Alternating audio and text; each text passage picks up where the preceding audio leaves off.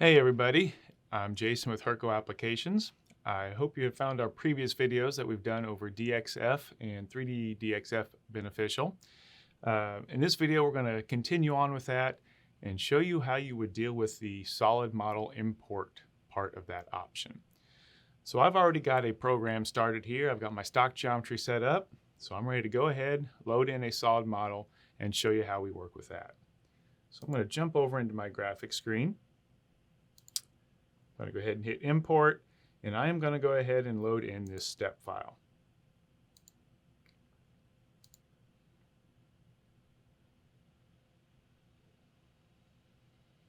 All right, now that the model is open, first thing I'd like to point out is where our part 0 is. In a future video, we're going to go through and show you how you can move 0, how you can align your work coordinate with different surfaces. But for this video, we're going to go ahead and leave part 0 right where it is. If you take a look, it's on the bottom of the part center. So we'll go ahead and leave it there. I mentioned that I had already created my stock geometry for this part. Just for example's sake here, let's say that I wasn't sure what the size of this part was and I wanted to go set up that stock geometry. This is going to allow me to show an enhancement that's been made to our measure feature. For those of you that may be aware or have used it in the past, if you were in any of your straight-on views, we had this option to measure. Now, this was just kind of a best guess kind of thing. You could select someplace on the screen and drag a line.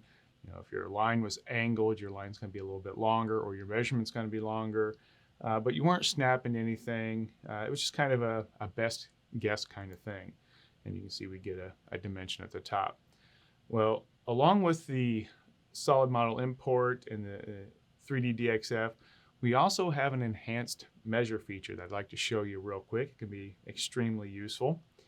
If we go into the settings, you'll notice up in the right we have this measure space. We have the option of screen, which was the default where you're just measuring a line on the screen. We now have an option to set this to world or world coordinates. So I'm going to go ahead and set it to world, and I'll just close out of my settings. Now when I go select the measure option, you're going to notice down in the conversational area, it tells me measure in world coordinates requires snapping to be enabled. This is letting me know that I'm no longer just kind of guessing or assuming a length. I'm actually going to measure from point to point. So it wants me to utilize the snap features. So I'm going to go ahead and turn that on. And I'm going to leave this set to endpoint. I'll go ahead and put this in an isometric view to make it a little easier to select. And the first thing I want to know is what is the length of this part in the x-axis. So if I go in and select measure, I'm going to select this endpoint, and I'll just stretch over to this endpoint. Let me do that again so my part's not in the way. You can see at the top of the screen, I just created a 6-inch long line, and all of the change was in the x-axis. So I know this part is 6 inches long in x. If I wanted to do the same thing for y, just select measure, select one endpoint, and go over to the other. I can see that this is a 4-inch line, and all of the change took place in the y-axis. So we have a 4-inch long part. That takes care of x and y. If I wanted to know the z, I don't really have a good line to choose here to measure. So what I'm going to do is I'm just simply going to select the select pick tool, turn off my snap options, and just select the top of the part. If you remember from previous videos, when you select on some geometry, it's going to pull up in the conversational area what it can about that geometry. Now we selected a surface here, so it's got a whole lot of information, but what I'm looking for is that Z. I can see that that is a 2-inch, or we're sitting at 2 inches tall there. So I know that this part is 6 by 4 by 2, and I could just put that into my stock geometry. As I mentioned, I've already done that, so we're just going to continue on. And we'll show you how we would select this pocket in the center of the part. I'm just going to go ahead and cancel out of what I've done so far. I do want to select this pocket, so the easiest way of doing that is going to be to simply use your select pick tool and just select the floor of that pocket. If that's what you want to generate, I'm going to go ahead and go over to my create block area. I'm going to tell it I want to create a contour. It's then going to ask me to pick the top of the part for Z. I'll just go ahead and select that surface as well. And then it's going to ask me for my direction. That looks good there, so I'll go ahead and approve that. See that the data block has now been inserted in my program. If I go take a look, we have all the segments of the contour. And if I jump into this contour, you'll see that it also brought in my Z start and my Z bottom. It can pull a lot more information from this geometry because of the solid model. You'll also notice it knows that we want to do a pocket boundary based on the geometry that we selected. So all I have to do here is select a tool, give it the feeds and speeds that I want, maybe some pec depths, and then we can go ahead and draw this data block. If we take a look here, I'm going to go ahead and turn off the solid there for a minute. If we just take a look at our graphics, there is the data block that we wanted to create. So a pretty simple means of looking at a solid model, selecting the geometry that you want to cut, and then just simply having the control create that data block for you. As with any CAD or CAM system, there's a lot more finer details that you kind of have to be aware of in order to successfully or with less effort be able to create your programs. So let's go ahead and flush out a few of those in the next few data blocks. Go ahead and clear what I've got going there. I'll clear my graphics. For this next feature, let's go ahead and select the face of this part. I just want to run an end mill along the side there to clean up that face.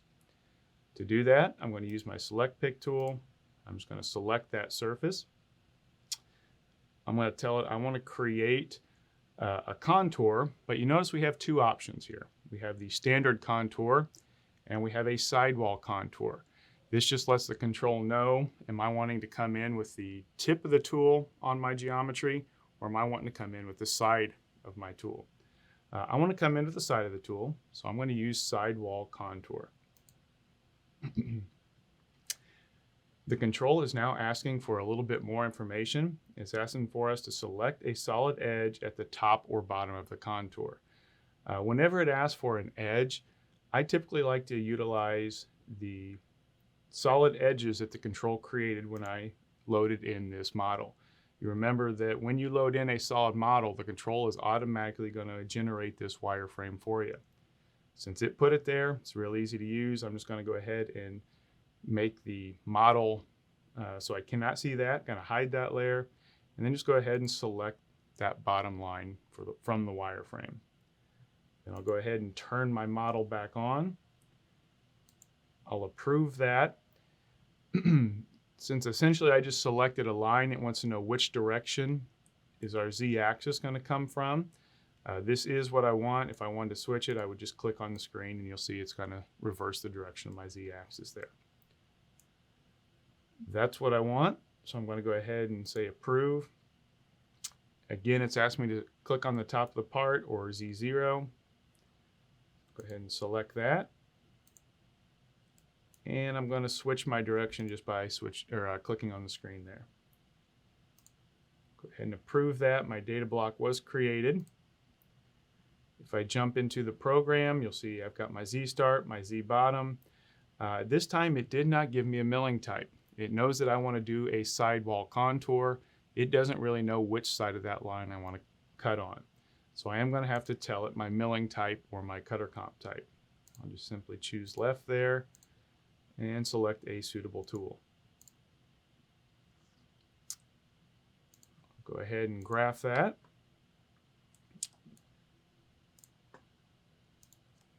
I'll add a little bit of a pec depth in here to make this a little bit more visible on the screen.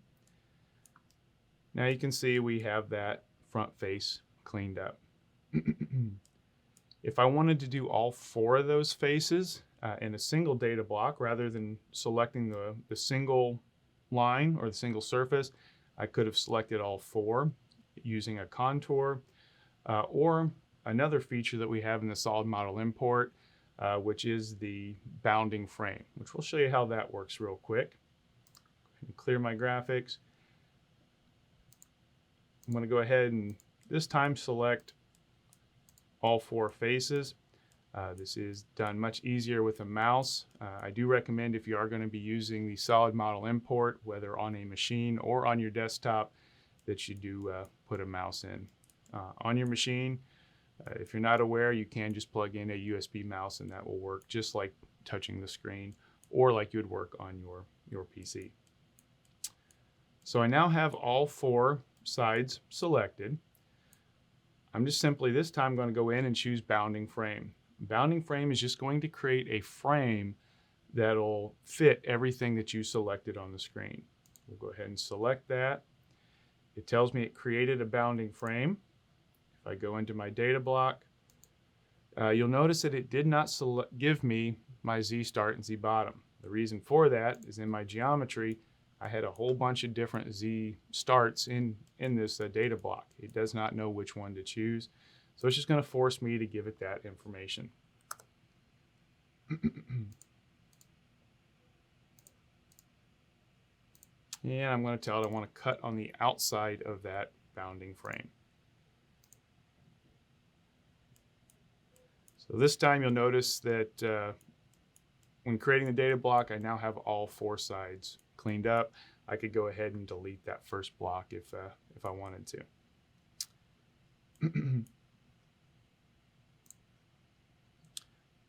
Let's go ahead and deal a little bit with selecting holes in a solid model.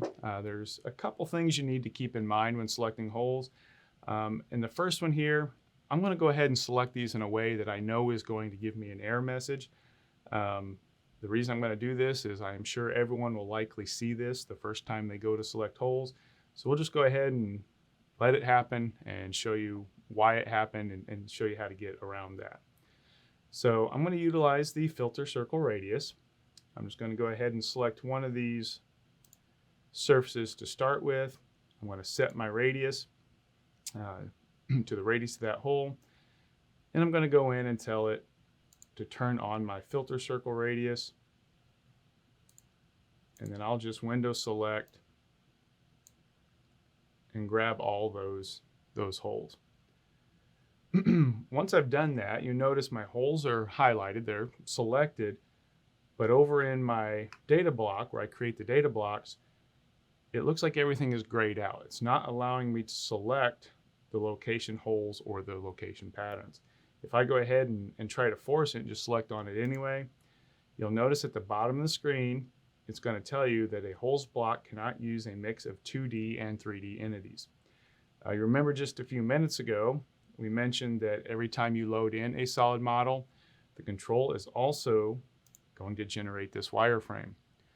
Well, since I went in there and told it to find all geometry with that given radius, it found not only my surfaces, but also my wireframe. And the controls tell me that, hey, I have too much selected. Pick one or the other. So I'm going to go ahead and cancel that. How I usually deal with this is I will go in, I'll leave my solid model active in this case, or wireframe, whichever one you want to use. Turn off the other one, and then just go ahead and reselect your geometry. My filter circle radius is still active. Missed the hole there, so we'll go ahead and select that too.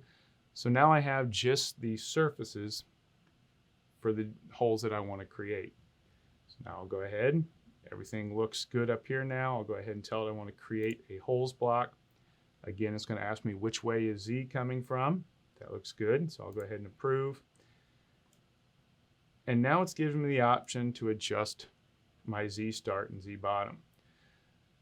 You'll notice, since we told it to select all geometry with that given radius, well, that radius doesn't technically start until that chamfer ends. So if I want to start my hole at the top of this material, I need to go in and adjust my start point. See, if I take it up to 2 inches, it raises that hole up. If I wanted to add in a little clearance, I could always do that as well. Let's take that up to about 2.1 there. So now you can see I've adjusted the start point of that hole. My Z bottom, I'm going to leave that alone, so I'll go ahead and say approve. It is giving me one more chance to adjust that Z bottom if I need to. I'll go ahead and say okay to that. And now it's wanting me to choose the first hole to be drilled. I'm going to go ahead and leave it right here on this hole that it has selected. I could choose any of these other locations if I wanted that hole drilled first. I'll go ahead and say OK to that or approve it. It created the data block. If I go into my program, you'll notice it brought in my Z start and Z bottom for these holes. All I need to do is tell it what tool I want to use.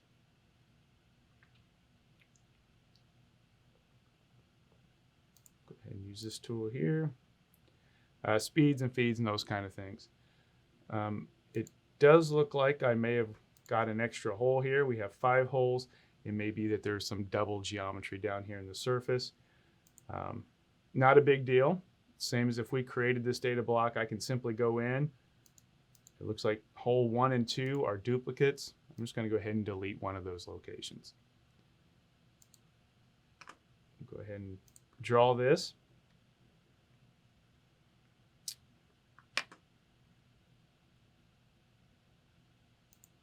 Take a look, we now have that top surface pretty much created. Turn this back on. I'll go ahead and clear my graphics. All right, now that we have all the work done on the top of this part, let me show you how you would deal, or how we would deal with these different planes that we have. If you happen to have a machine with a rotary table or a 5-axis machine, we have an extremely easy way of dealing with these different angles on the part. So to start, I want to go in and I want to clean up this surface. I'm going to give us a flat surface to work with. So to do that, I'm going to first start by selecting this surface. Now, when it comes to creating the block here, rather than trying to choose a frame or something like that, I'm going to go ahead and choose contour.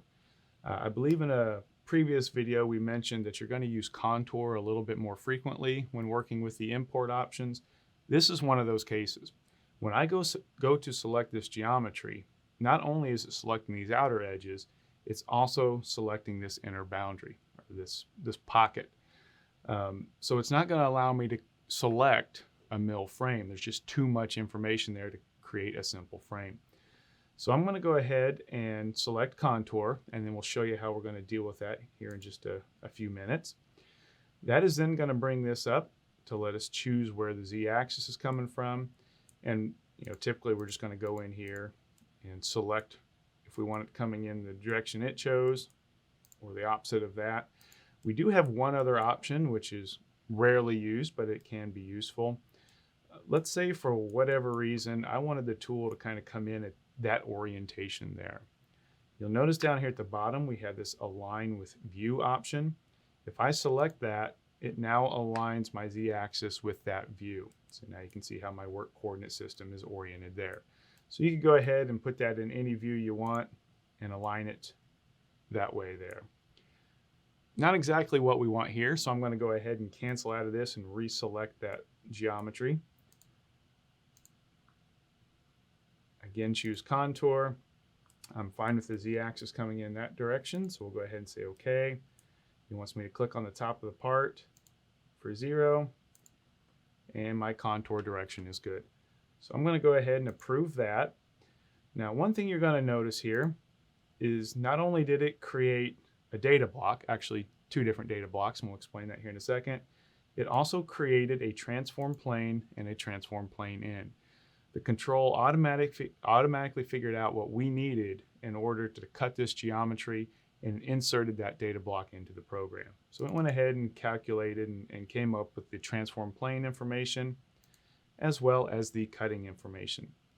Now you notice here we have a pocket boundary and pocket island. This is pretty common when working with the solid model import.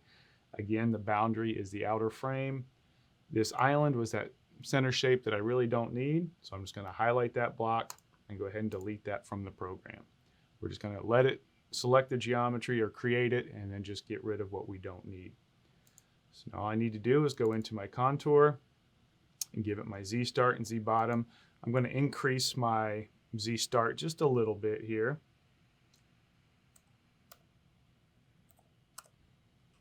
Tell it what tool I want to use and run the graphics. So now you can see we've kind of faced off that material.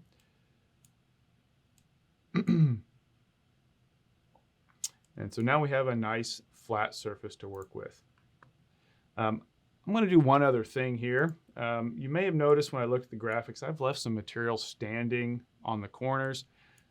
That's because I basically cut on the inside of a geometry and we have the radius of the cutter there. I don't want to leave that standing, have to come back and clean that up. So inside my contour, I'm going to go ahead and utilize this expand boundary. I'm going to set that to yes, and I'm going to tell it I want to expand, let's say 1/4 of an inch outside the edge that we programmed.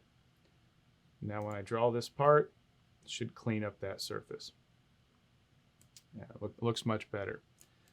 So now we have a nice flat surface to work with. I'm going to go ahead and deal with this pocket here. Clear my graphics. Go ahead and turn on my select pick tool. Select the floor of that geometry. Tell it I want to create a contour. I'm good with the Z-axis, so we'll go ahead and approve that. Select Z start. My direction is good. So we'll go ahead and create that data block, or let the control create it. Again, it created the transform plane as well as this pocket boundary. All I need to do is go in and tell it what tool I want to use, and then run my graphics.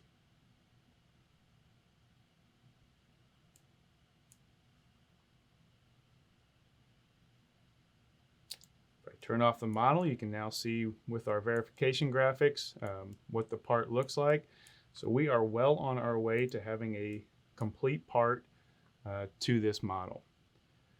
I hope this video is beneficial. Please look for future videos where we're going to go into more depth on how you move your part 0, align your work coordinate system with different surfaces, and those types of items when working with the solid model import. Thanks for watching.